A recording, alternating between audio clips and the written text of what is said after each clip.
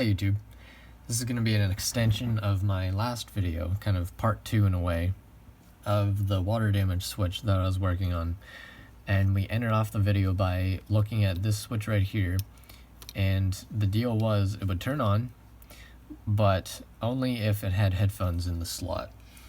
If it didn't have headphones inserted, then it just wouldn't turn on at all. It would throw an error right about when it was about to enter the main home screen. It would display Nintendo and then Nintendo Switch, those two boot logos, and then it would lock itself in that error message. So, but headphones would fix it. So I went back through the other video, looking through the footage of where the corrosion was mainly located, because once I put it through the ultrasonic cleaner, it takes away the corrosion, so I can't see where it was mainly at. But this was one of the spots right up here, and this chip right here, actually, it's called the Realtek chip. It's made by Realtek, and they're a sound company. They make audio chips, kind of like Sony, how they used to do. And this is where some of the corrosion was, right up here, right there, and you can kind of see that component is a little bit jacked up looking. So what I did was I got another board.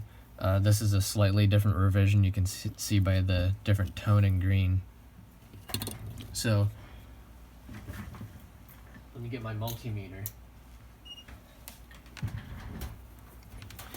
And some of the components that I was just talking about. So these ones right here, these three. Let's test them. So if we go to ground and test on either side, we don't get anything.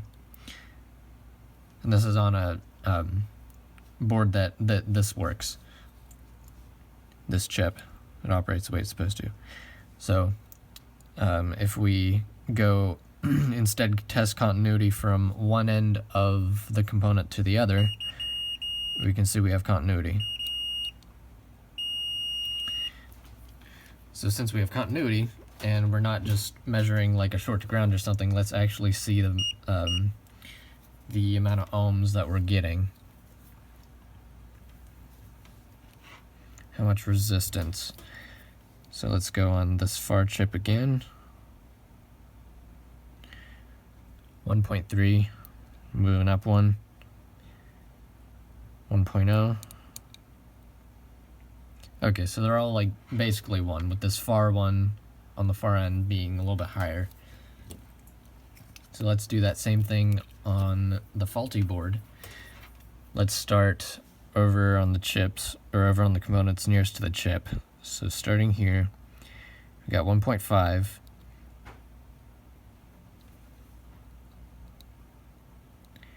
We got 1.0. And then on this one, we got an open line. So if we go back to continuity, let's test these guys again.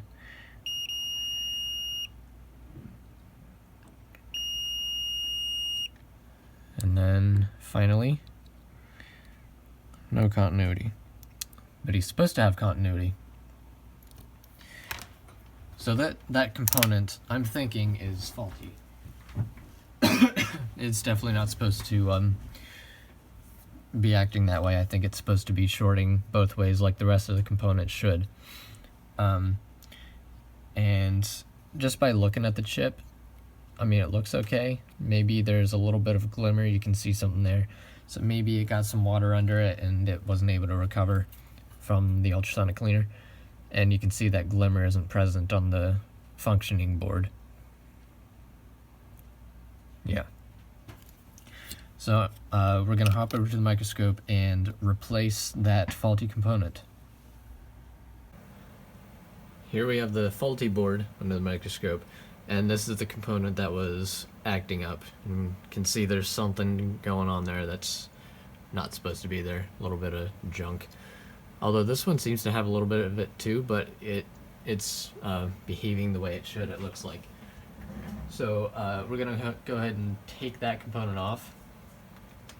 and then I'll replace it with the exact same one from that other board, a similar board. So we're gonna lay down some flux.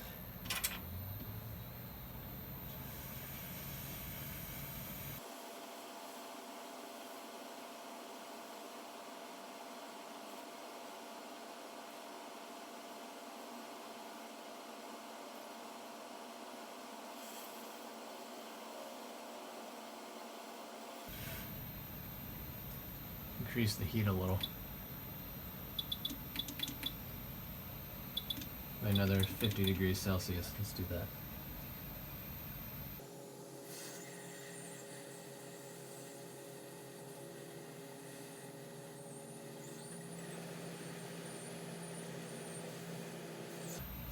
There we go. Okay, now I'm going to do the same thing to the other board, but I'm going to be really careful to make sure it's kept in the same orientation.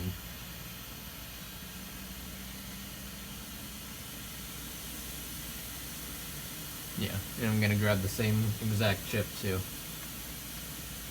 Well, it's not a chip. I'm not sure what that is.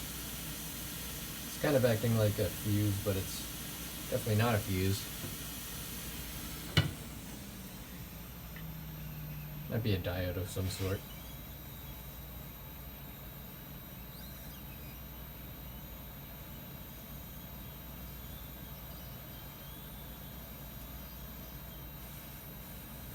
This is that switch I mentioned before that had the blue screen. It was blue screening, wouldn't turn on. And that has to do with it having trouble communicating with the NAND chip, which I tried to reflow and reball, but it wasn't having it.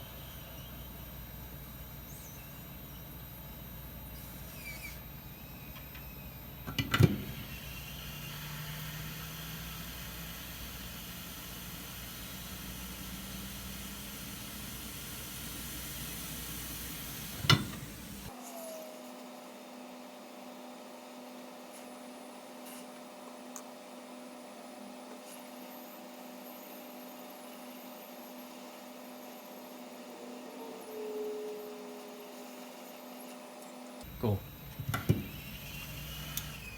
That looks good. So now let's test the continuity again. See what we get. If it's still faulty, then that indicates a bad line, so that might mean where the line's coming from, which would be the chip. That might be bad. But let's see. Okay. Okay, we're getting the continuity, so I'm gonna read it over in ohms mode so you can see exactly how much resistance we're getting. And you can see where I'm measuring, but you can't see the numbers, so I'll just read them out to you. 10 ohms. Oh, that's different, I think. 10 ohms. This one's also 10. And this one is 8.9. So this last one, this far left one, seems to be different, either higher or lower in some sort of capacity. But that seems to match what we saw on the other board, because, you know, this one we just replaced, that's a little bit different of a reading. So that's looking good so far. So I'm gonna let it cool down, and I'm gonna get it hooked up to the amp meter ready to test. I'll see you then. While we're waiting for it to cool down, I figure I might as well assemble it in its case enough so that we can see what's going on the screen.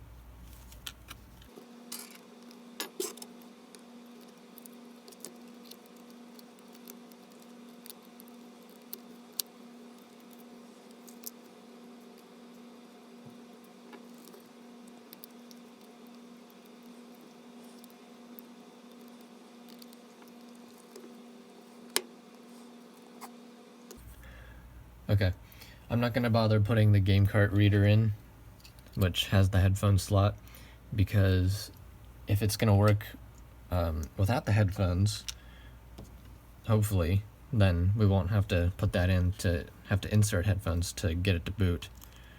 So here we go.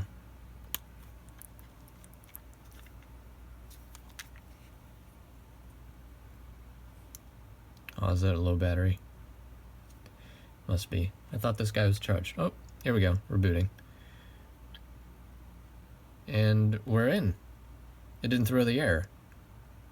But hold on.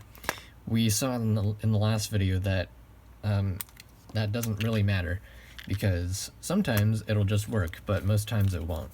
So that might just be the sometimes. Let's try with the battery that I know is fully charged, or not fully, but halfway. It's better to keep batteries about halfway charged instead of full whenever you just have them sitting around like I do. Less chance of it just exploding. Very rare for that to happen, but you never know. Okay, we're in.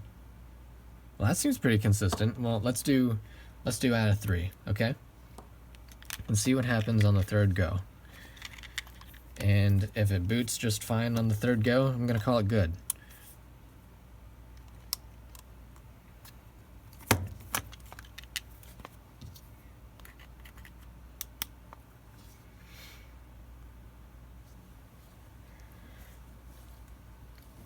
So I'm gonna have to look up what those little components are, those 3 that we looked at.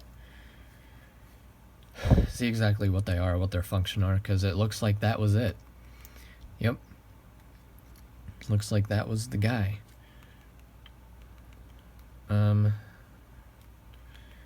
Okay, so now I need to test if we're gonna get audio, if the audio is fully working. So I've got one of the speakers in. I'm gonna unplug it, unplug the battery, and get another speaker.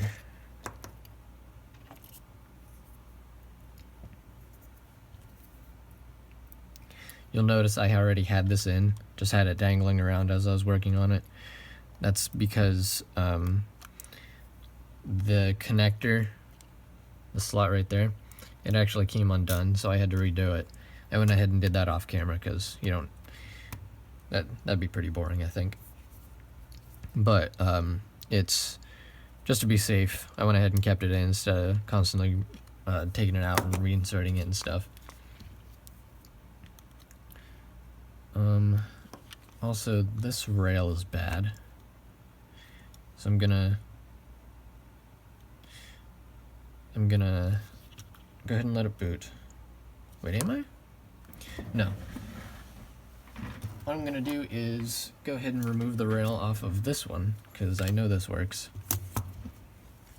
And then I'll just have it dangling off, and we can pop a Joy-Con in there so that way it'll continue on with its setup process. So we can get into the system to see what's going on. Get into the settings if we have to.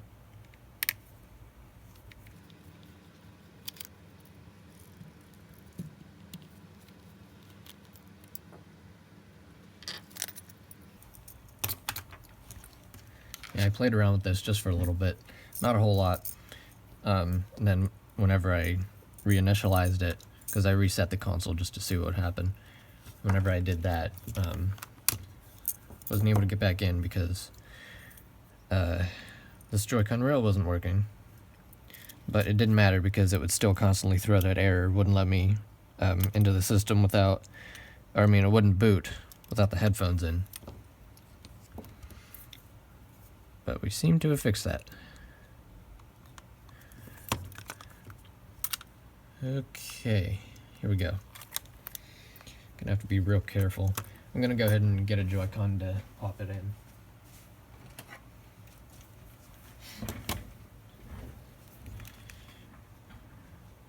Gonna have to be real careful. Oh, I didn't plug in the other rail.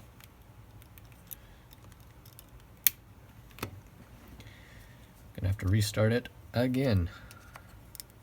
Well, I can remember to put everything in the first go. Alright.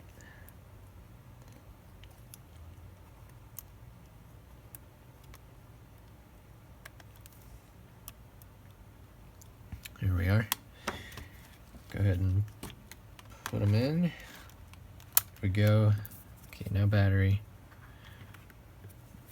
Now boot.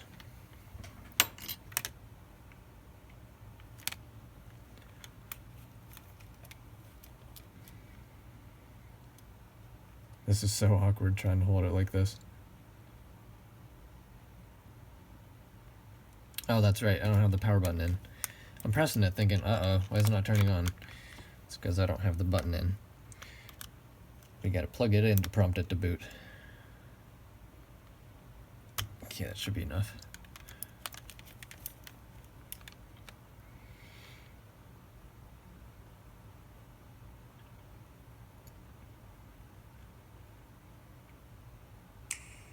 Hey, look at that, we got audio. You hear that? Awesome. Okay, now we can take out this Joy-Con. Gosh, that's annoying. How do I can just get it with my finger now. Yeah, there we go. I'll just do the setup real quick.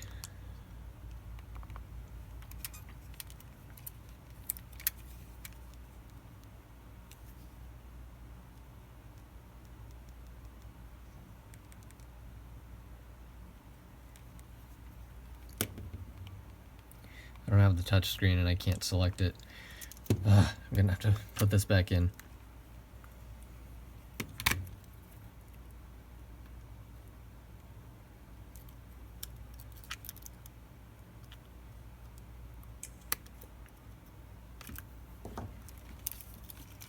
Okay.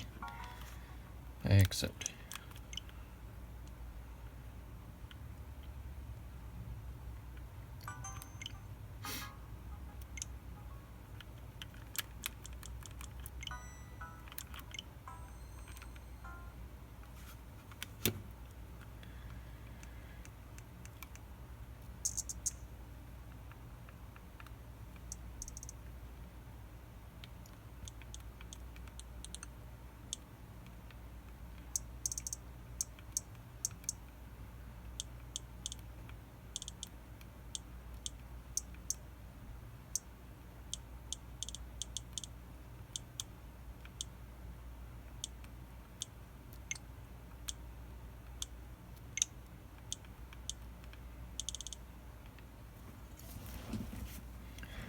Okay, well, that seems to be working. The speakers do. Let's plug in headphones to see if the headphones work. Gonna have to shut it down again. We'll do that as the last test and then we'll be done. Assuming we don't find anything bad.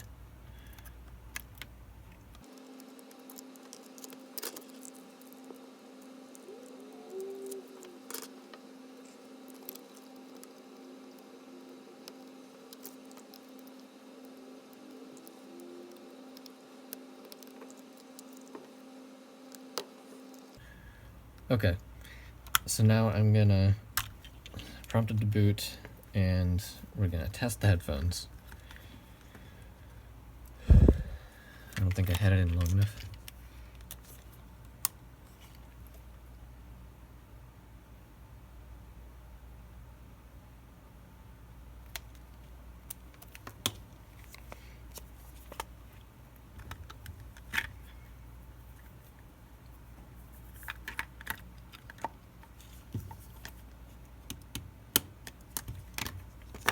There's the headphone logo. Yep, I can hear it.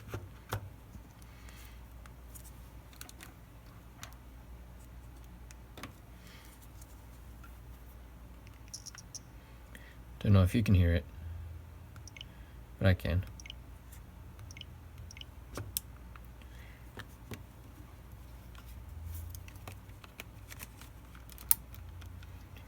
You turn up the volume.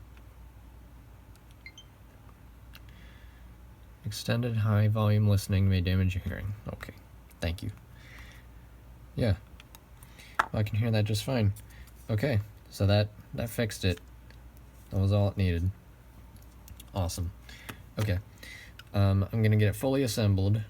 I may even put it in a new housing because this screen is kind of scratched up, but you'll see it at the very end whenever it's all up and running. Alright, are you ready for the finished product? here we are. Yep. Working great. Exactly as expected. I like how it came out too. I like these colors. There's no need to put this release piece in this Joy-Con, but other than that, it's done. Yep. Yeah, this is the SD card that came with it, but it's not gonna work. It needs to be reformatted still.